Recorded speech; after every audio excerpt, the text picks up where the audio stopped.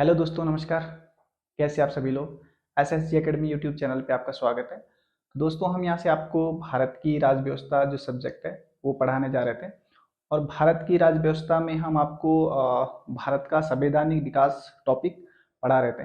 और ये जो भारत का संवैधानिक विकास है, इसमें 2 लेक्चर दोस्तों मैं आपको ऑलरेडी बता चुका हूँ। आशा करता हूँ आपने उन 2 लेक्चरों का अध्ययन कर लिया होगा। आज जो हम आपको बताएंगे भारत का जो संवैधानिक विकास है, इसमें आपको आज हम तीसरा लेक्चर इसमें आपको आज बताएंगे। और ये जो तीसरा लेक्चर आपको बताने जा रहे हैं, इसको सुनने या इसका अध्ययन करने से पहले अगर आपने जो पीछे के 2 लेक्चर हमने दिए थे, अगर आपने उनका अध्ययन कर लिया है तो इसको समझने में आपको आसानी हो जाएगी। तो ये भारत का संवैधानिक विकास में तीसरा लेक्चर आज शुरू करने जा रहे हैं।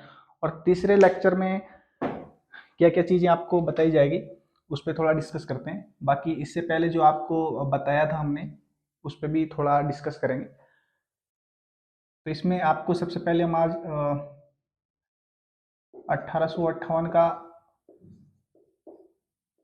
1858 का भारत शासन अधिनियम,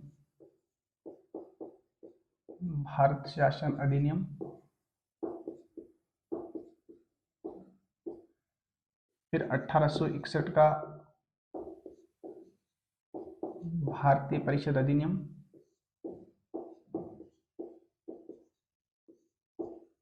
फिर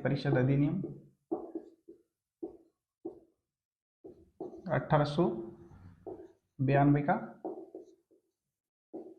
भारतीय परिषद अधिनियम।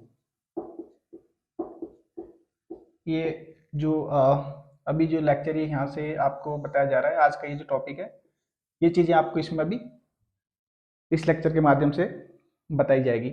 और इससे पहले दोस्तों जो आपको बताया गया था, सबसे पहले 1773 का रेगुलेटिंग एक्ट आपको बताया गया था। उसमें क्या क्या प्रावधान थे। भारत में जो कंपनी का शासन है, जो ब्रिटिश ईस्ट इंडिया कंपनी जो शासन कर रही थी, उसको संचालित करने के लिए जो ब्रिटिश संसद से जितने भी एक्ट या चार्टर्ड एक्ट वहाँ से पारित हुए, उसमें क्या क्या प्रावधान थे ये मैं बता चुका हूँ। 1773 का रेगुलेटिंग एक्ट आपको बताया, फिर 1781 का एक्ट ऑफ सेटलमेंट आपको बताया, फिर 1784 का पिट्स का इंडिया एक्ट आपको बताया, 1786 का एक्ट बताया, और 1793 का एक्ट आपको बताया। उसके बाद फिर 1813 का चार्टर्ड एक्ट था।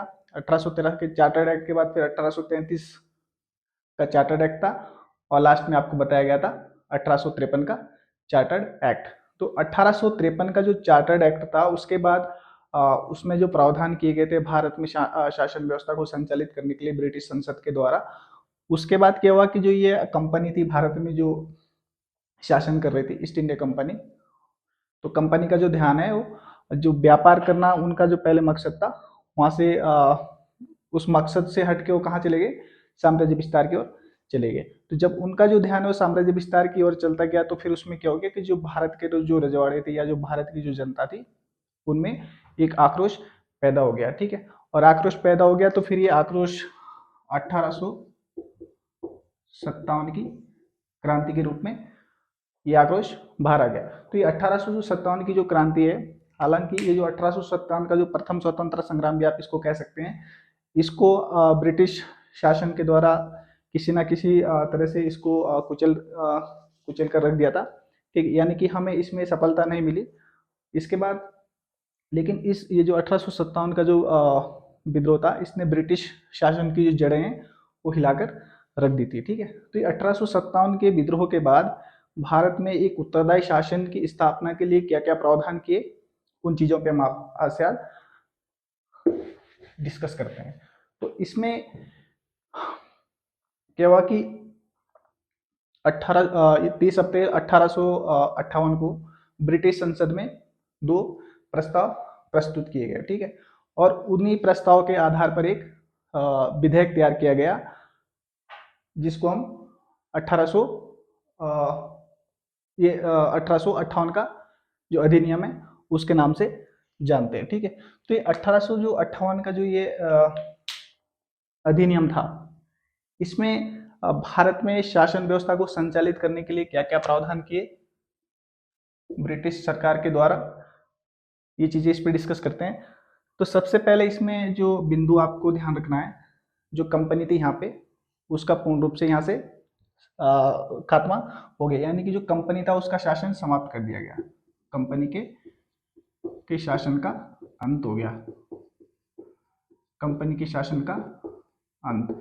और जो भारत का जो शासन था वो किसने ले लिया सीधे सीधे अपने हाथों में, जो ब्रिटेन की जो महारानी थी उस समय विक्टोरिया, उनके द्वारा जो भारत का जो शासन था वो सीधे सीधे अपने हाथों में ले लिया। और यहाँ पे एक जो गवर्नर जनरल थे लॉर्ड कैनिंग, ये पदनाम बदल दिया गया 1858 के अधिनियम के द्वारा। ये जो पदनाम था लॉर्ड कैनिंग, जो गवर्नर जनरल था उस समय, इसका पदनाम बदल कर क्या कर दिया, वायसराय कर दिया गया। तो आप एक प्रकार से कह सकते हैं कि जो लॉर्ड कैनिंग था ये भारत का अंतिम गवर्नर जनरल भी था और प्रथम वायसराय भी था, ये लॉर्ड कैनिंग। और ये जो लॉर्ड कैनिंग था ये ब्रिटिश सरकार, या आप कह सकते हैं कि जो ब्रिटिश क्राउन है उसका भारत में प्रत्यक्ष प्रतिनिधि बन गया। दूसरा बिंदु 1773 के रेगुलेटिंग एक्ट के द्वारा निदेशक मंडल का गठन किया गया था ब्रिटेन में, निदेशक मंडल का गठन किया गया था ब्रिटेन में 1773 के रेगुलेटिंग एक्ट के द्वारा। इसीलिए मैं आपको बताना चाहता हूँ कि जो पहले आपको हमने यहाँ से बताए हैं एक्ट के चार्टर्ड एक्ट, उनका आप एक बार अध्ययन कर लें, क्योंकि जो ये चार्टर्ड एक्ट है इसमें जो पीछे जो चार्टर्ड एक्ट हम पढ़ते जा रहे हैं या आगे जो पढ़ेंगे, तो जो पीछे हम छोड़ते जा रहे हैं चार्टर्ड एक्ट या अधिनियम, वो किसी न किसी रूप से एक दूसरे से जुड़े हुए हैं। तो आप जो पीछे जो चार्टर्ड एक्ट या एक्ट मैंने आपको बताया उनका भी आप अध्ययन कर लें, ताकि जो मैं अभी जो आपकी अध्ययन जो अधिनियम आपको बता रहा हूँ इसको समझने में आपको आसानी हो सके। तो जो निदेशक मंडल था 1773 के रेगुलेटिंग एक्ट के द्वारा निदेशक मंडल का गठन किया गया था ब्रिटेन में। और फिर 1884 का जो पिट्स का इंडिया एक्ट था, एक बोर्ड का गठन किया गया था जिसका नाम था बोर्ड ऑफ कंट्रोल। ये बोर्ड ऑफ कंट्रोल और ये जो निदेशक मंडल है इनको समाप्त कर दिया गया, और इनकी जगह पे एक नए व्यक्ति को यहाँ पे शासन करने के लिए, हालांकि ये देख रेख सब ब्रिटेन से ही करते थे, एक नए पद का सृजन किया गया और इस पद का नाम क्या रख दिया गया, भारत राज्य सचिव। यानी कि इन दोनों का स्थान किसने ले लिया, भारत राज्य सचिव ने। ठीक है, अब ये जो भारत राज्य सचिव है, क्योंकि जो निदेशक मंडल है, देखा होगा आपने शुरू में इसमें कितने सदस्य थे, 24 थे। ठीक है, बाद में इसमें हालांकि इनकी संख्या कम कर दी थी, लेकिन अब ये अकेला आदमी तो ये सारी चीजें कंट्रोल नहीं कर पाएगा, तो क्या कर दिया, इसके कार्यों में सहायता करने के लिए क्या कर दिया, भारत जो राज्य सचिव है इसके कार्यों में परामर्श या सहायता के लिए एक परिषद का गठन किया गया। उस परिषद का नाम था भारत परिषद। भारत परिषद का गठन किया गया। और ये जो भारत परिषद है इसमें कितने सदस्य हुआ करते थे, 15 सदस्य, जिसमें से जो 8 सदस्य थे ये किसके द्वारा नियुक्त किए जाते थे, वायसराय के द्वारा। और जो ये 7 सदस्य थे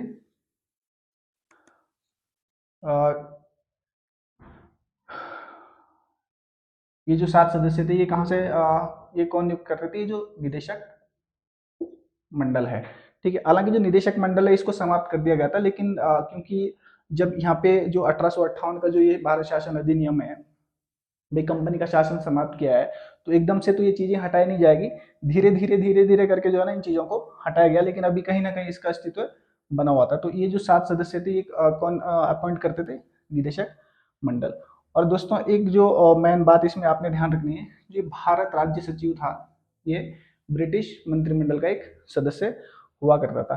तो ये जो भारत की जो भारत परिषद की जो बैठकें होती थी उसकी अध्यक्षता भी ये स्वयं ही करता था, जो राज्य सचिव है। ठीक है, और ये अपना जो निर्णायक मत है उसका भी प्रयोग कर सकता था। ठीक है, इसके अतिरिक्त जो ये भारत राज्य सचिव है ये ब्रिटिश भारत का जो बजट होता था उसको प्रतिवर्ष कहाँ प्रस्तुत करता था? ब्रिटिश संसद में। तो ये प्रावधान थे दोस्तों 1858 का जो भारत शासन अधिनियम है।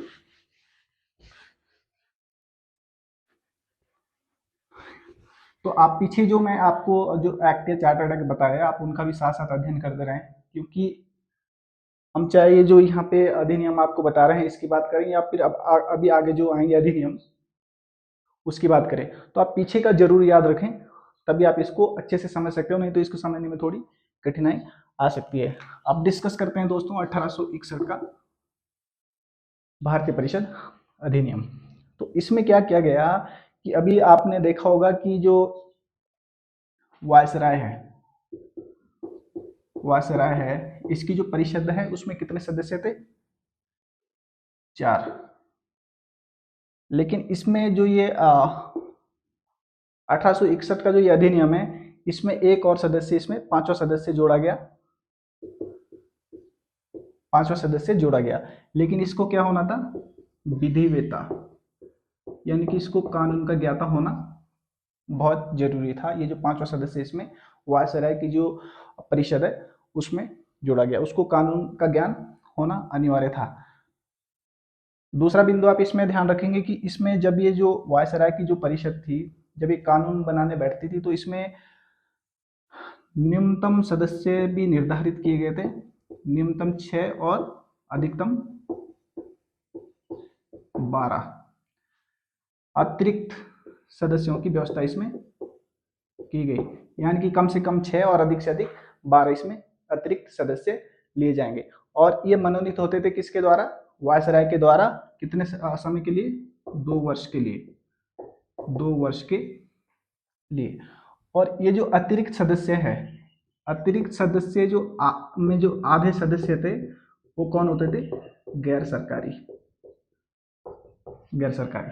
ठीक है, तो गैर सरकारी में क्या होगा? ब्रिटेन के तो नहीं होंगे, गैर सरकारी में कौन होंगे? भारतीय सदस्य इसमें होंगे। तो हालांकि कानूनी रूप से तो भारतीयों का इसमें कोई उल्लेख नहीं किया गया है, लेकिन जो व्यवहारिक रूप में इसमें जो भारतीय सम्मिलित होते थे, जो ये अतिरिक्त सदस्य थे, जो गैर सरकारी सदस्य थे, इसमें उच्च श्रेणी के जो भारतीय थे वही हुआ करते थे। तो उस समय जो इसमें शामिल हुए थे, इसमें एक तो बनारस के राजा थे, बनारस के राजा, पटियाला के महाराजा, पटियाला के महाराजा, और सर दिनकर राव, सर दिनकर राव, ये इसमें सदस्य हुआ करते थे। तो ये जो सदस्य थे, ये जो वायसराय की जो परिषद थी, जब ये कानून बनाने जो सदस्य बैठते थे, तो क्या होता था कि ये सिर्फ कानून ही बनाते थे, बाकी वित्त या प्रशासन के संबंध में, वित्त या प्रशासन के संबंध में इनका कोई अधिकार नहीं था, यानी कि ना तो ये प्रश्न कर सकते थे, ना कोई पूरक प्रश्न कर सकते थे। ठीक है, और दूसरा जो बिंदु आप ध्यान रखेंगे, जो ये भारत परिषद है, भारत परिषद, या जो भारत परिषद या भारत राज्य सचिव जो है, इनका जो काम था वो कानून बनाना था, विधि का निर्माण करना था। ठीक है, यानी कि भारत के किसी भी कोने से लेकर किसी भी क्षेत्र से, किसी भी मामले से संबंधित कानून ये बना सकते थे। फिर तीसरा बिंदु आप ध्यान रखेंगे कि इसमें वायसराय को अध्यादेश जारी करने की शक्ति इसमें दी गई। तो जो वायसराय थे उस समय, उनको अध्यादेश जारी करने की शक्ति इसमें दी गई। तो ये जो अध्यादेश जारी करते थे, जो इसकी जो शक्ति होती थी वो सेम शक्ति होती थी जो विधानमंडल के द्वारा जो कानून पारित किए जाते थे उसके समान ही इसकी शक्ति होती थी। ठीक है, जो अध्यादेश जारी किया जाता था, और ये कितने समय के लिए परिवर्तन में रहता था? 6 माह के लिए। लेकिन जब ये अध्यादेश जारी करता था जो वायसराय है, उसके लिए किस कारण से ये अध्यादेश जारी किया जा रहा है, इसके कारण का उल्लेख करना बहुत जरूरी था। चौथी जो चीज आप यहाँ पे जो आपको ध्यान रखनी है, चौथी चीज इसमें 1861 का जो अधिनियम है, इसमें विभागीय प्रणाली, विभागीय प्रणाली इसमें लागू की गई। ठीक है, तो विभागीय प्रणाली से तात्पर्य है कि जो ये मंत्री जो ये वायसराय की जो परिषद के जो सदस्य हैं, इसमें किसी एक पार्टिकुलर बंदे को एक पार्टिकुलर विभाग दे दिया गया कि भाई ये विभाग आप देखिए, ये विभाग आप देखिए, ठीक है, जिससे कि जो शासन व्यवस्था है उसको अच्छे तरीके से संचालित की जा सके। तो आज भी आप देखते होंगे जो हमारा मंत्रिमंडल है, ठीक है, उसमें क्या कर दिया कि प्रत्येक जो मंत्री है उनको एक विभाग दे दिया गया है कि भाई आप इस विभाग को देखेंगे, ठीक है। एक मंत्रालय दे दिया गया है, उस मंत्रालय के अंदर जो भी विभाग है वो आप देखेंगे, ठीक है, ताकि उन विभागों को, उन मंत्रालय को अच्छी तरह से संचालित किया जा सके। तो इस प्रकार से ये जो आधुनिक जो मंत्रिमंडल है, इसकी शुरुआत एक प्रकार से 1861 का जो अधिनियम है इसके तहत मानी जाती है, ठीक है। तो ये चीजें दोस्तों आपने याद रखना है। इसके बाद जो पांचवें बिंदु पे अगर हम आए, इसमें आपने देखा होगा कि जो 1833 का जो अधिनियम था, इसके द्वारा बम्बई बम्बई और मद्रास बम्बई और मद्रास के जो प्रांत थे उनसे क्या कर लिया था, कानून बनाने का अधिकार छीन लिया गया था, क्योंकि उस समय सेंट्रलाइजेशन हुआ था। लेकिन इस अधिनियम के द्वारा क्या कर दिया गया कि जो प्रांत है, प्रांतों, ये जो बम्बई और जो मद्रास के जो प्रांत है, इनको कानून बनाने की शक्ति पुनः वापस दे दी गई, ठीक है, कि आप अपने लिए कानून बना सकते हैं और उसमें संशोधन भी कर सकते हैं। लेकिन एक शर्त और जोड़ी गई कि जब भी आप कानून बनाएं, उसको लागू करने से पहले जो वायसराय है उनसे आप इसकी अनुमति जरूर ले लें। तो ये इसमें प्रावधान कर दिया गया। और कुछ मामले थे, जैसे अंकन हो गया, डाकतार हो गया, सैनिक या समुद्र से संबंधित कोई मामले होते थे। अगर इन सभी विषयों पर अगर कानून बनाने होते थे इन प्रांतों को, तो क्या करना होता था, इसके लिए पहले वायसराय से अनुमति लेनी बहुत जरूरी होती थी। और इसी अधिनियम के द्वारा प्रांतों में विधान परिषद का गठन किया गया।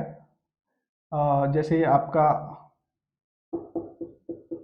बंगाल हो गया, उत्तर पश्चिम प्रांत हो गया और पंजाब। इन प्रांतों में 1862, 1886 और 1897 में प्रांतीय विधान परिषद का गठन इसमें किया गया, ठीक है। तो जब इसमें प्रांतीय विधान परिषद का गठन किया गया तो इसमें क्या हो गया, विकेंद्रीकरण, ठीक है। यानी कि 1833 में क्या कर दिया गया था, सेंट्रलाइजेशन कर दिया गया था। लेकिन ये जो 1861 का जो अधिनियम है, इसके द्वारा क्या कर दिया गया, विकेंद्रीकरण की प्रक्रिया शुरू हो गई, ठीक है। और इसी की परिणाम स्वरूप क्या हो गया कि जो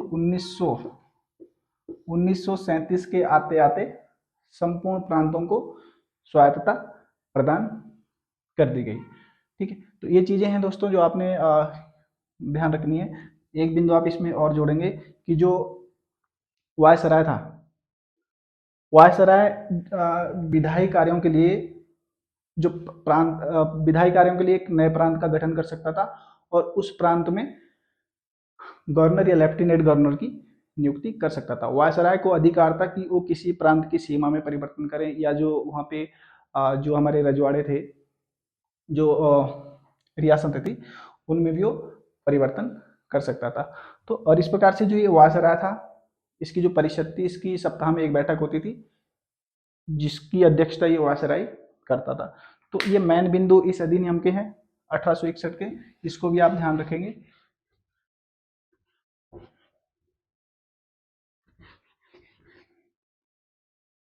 अब बात करते हैं दोस्तों 1892 का भारतीय परिषद अधिनियम। अभी जो आपने देखा जो 1861 का जो अधिनियम था, इसमें अतिरिक्त सदस्यों की संख्या कितनी थी, कम से कम 6 और अधिक से अधिक 12। लेकिन इसमें जो अतिरिक्त सदस्य की संख्या है इसमें कम से कम 10 और अधिक से अधिक 16 कर दी। मतलब न्यूनतम 10 और अधिकतम 16 ये सदस्य इसमें रहेंगे अतिरिक्त सदस्य के रूप में, जो वायसराय की जो परिषद है, जब वो कानून बनाने बैठती थी तब। लेकिन अब एक प्रावधान और कर दिया कि जो ये 1861 का जो अधिनियम था, उस समय इनकी नियुक्ति मनोनयन कौन करता था, वायसराय। लेकिन अब ये कौन मनोनीत करेगा इसको, ये जो भारत राज्य सचिव है, भारत सचिव, भारत राज्य सचिव, ठीक है, यानी कि अगर इसमें ये सदस्य लेने होते थे, अतिरिक्त सदस्य लेने होते थे, तो कहाँ से अनुमति लेनी होती थी? भारत का जो राज्य सचिव है और उसकी जो भारत परिषद है उससे पहले अनुमति लेनी होती थी। और इसमें जो नियुक्ति के जो नियम बनाने होते थे भाई, इन जो ये अतिरिक्त सदस्य लिए जा रहे हैं ये किस नियम के तहत लिए जा रहे हैं? इसमें नियम कानून बनाने का अधिकार भी किसको दे दिया गया? भारत राज्य सचिव और उसकी परिषद को दे दिया गया। ठीक है, तो ये चीजें अभी आप विशेष रूप से इसमें ध्यान रखेंगे। और इसमें भी प्रावधान किया गया कि इसके जो अतिरिक्त सदस्य इसमें रहेंगे, मान लीजिए हमने जो है ना 12 सदस्य इसमें अतिरिक्त सदस्य ले लिए, ठीक है, या 10 सदस्य ले लिए, तो इसका जो 40% सदस्य है वो कौन होंगे? गैर सरकारी सदस्य होंगे, यानी कि भारतीय होंगे। ठीक है, इसमें कुछ सदस्य मनोनीत होते थे और कुछ सदस्य सीधे सीधे निर्वाचित इसमें होते थे। इसमें आपको जो ध्यान रखने वाली बात है, अभी जो 1861 का जो अधिनियम था उसमें ना तो इनको प्रश्न पूछने का अधिकार था, ना ही पूरक प्रश्न पूछने का अधिकार था। ठीक है, लेकिन यहाँ पे क्या कर दिया, ये आप प्रश्न पूछ सकते हैं। ठीक है, यदि कोई मान लीजिए कोई बजट से संबंधित कोई मामला है, ठीक है, उस समय भी ये प्रश्न पूछ सकते हैं। हालांकि ये अपना मत विभाजन नहीं कर सकते हैं, पूरक प्रश्न नहीं पूछ सकते हैं। और सार्वजनिक हित का कोई मैटर है, कोई सार्वजनिक मामला है जिस पे इन्होंने प्रश्न पूछना है, वो भी पूछ सकते हैं, लेकिन इसकी सूचना 6 दिन पहले इनको देनी होती थी। तो देख लीजिए क्या विडंबना है कि अगर आपको, जब आप जो विधान परिषद है उसमें बैठ रहे हैं और उसमें आपको कोई प्रश्न पूछना है, तो इसकी सूचना आपको जो वायसराय है उनको 6 दिन पहले देनी होती थी, तब आप इसमें प्रश्न पूछ सकते थे सार्वजनिक हित के मामले में। ठीक है, तो इसी प्रकार से दोस्तों जो प्रांत है, प्रांतों में भी जो ये अतिरिक्त सदस्यों की संख्या है इसमें बढ़ोतरी कर दी गई। तो इसमें न्यूनतम तो 8 थी और अधिकतम कितनी थी? 20 थी। मैं प्रांत की बात कर रहा हूँ। जो प्रांतीय जो विधान परिषदें थी उसमें भी अतिरिक्त सदस्यों की संख्या क्या कर दी? बढ़ा दी गई। ठीक है, तो इसमें न्यूनतम 8 कर दी और अधिकतम 20 कर दी गई। ठीक है, हालांकि जो उत्तर पश्चिम प्रांत और जो अवध के प्रांत है वहाँ अधिकतम सदस्यों की संख्या कितनी कर दी गई थी? 15, और प्रांतों के लिए कितनी थी? 20। ठीक है, और इस प्रांतों में भी सेम ही सिस्टम था कि भाई अगर आपको कोई प्रश्न पूछना है, वित्त के मैटर में आप प्रश्न पूछ सकते हैं, लेकिन अगर सार्वजनिक महत्व का कोई प्रश्न है उसके लिए आपको भी पहले 6 दिन पहले इसकी सूचना देना अनिवार्य था। तो ये चीज़ें दोस्तों आप अच्छे से याद रखेंगे। और उसमें जो तीसरा बिंदु आपको याद रखना है कि इसके केंद्रीय या प्रांतीय जो विधान परिषद हैं, वो चाहे केंद्रीय परिषद हो, केंद्रीय विधान परिषद हो या फिर प्रांतीय विधान परिषद हो, तो उसमें जो 2/3 सदस्य हैं, 2/3 जो सदस्य है वो निर्वाचन द्वारा नियुक्त होते थे। तो इस प्रकार से ये जो 1892 का जो भारत परिषद अधिनियम है इसमें निर्वाचन का भी हमें उल्लेख मिलता है। ठीक है, और ये निर्वाचन किस प्रकार का निर्वाचन था? अप्रत्यक्ष निर्वाचन ये था। तो ये सारी चीजें हैं जो दोस्तों आपको याद रखनी है। जैसे कि मैं आपको बताते आ रहा हूँ कि आप जो पहले जो आप चार्टर्ड एक्ट या जो अधिनियम पढ़ते आ रहे हैं इनको आप अच्छे से कंठस्थ कर लें। ठीक है, क्योंकि आगे के जो अधिनियम है वो आप तभी अच्छे से अध्ययन कर पाएंगे जब आप पहले के जो लेक्चर हमने बताया उनको आप अच्छे से अध्ययन कर लें। तो दोस्तों इस लेक्चर में इतना ही काफ़ी है। बाकी आगे का जो लेक्चर है उसमें मैं आपको बताऊंगा 1919 का भारत परिषद अधिनियम और 1919 का भारत शासन अधिनियम। तो ये आप जो ये थर्ड लेक्चर मैंने आज आपको दिया है इसको आप अच्छे से अध्ययन कर लें। ठीक है, तो मिलते हैं दोस्तों अगला जो लेक्चर है इसका भारत का जो संवैधानिक विकास। तब तक के लिए धन्यवाद।